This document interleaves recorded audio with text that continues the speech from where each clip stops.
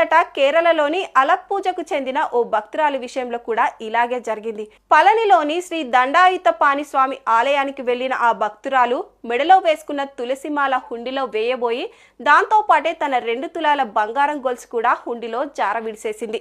లబోదిబం అంటూ ఆలయ అధికారుల దగ్గరకు వెళ్లి తన బంగారు గొలుసు తనకివ్వాలంటూ బోరు మంది.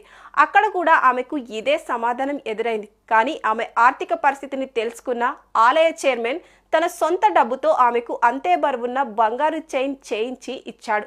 ఆ గొలుసు అందుకున్న ఆ మహిళ బతుకు జీవుడా అంటూ ఇంటి దారి పట్టింది. సో ఇది ఏ ఆలయమైనా కావచ్చు. హుండీలో కానుక వేసే సమయంలో పరధ్యానంగా ఉండకుండా చూసుకోవాల్సిన అవసరం ఎంతైనా ఉంది. ఎందుకంటే చట్టం తన పని తాను చేసుకుపోతుంది కదా.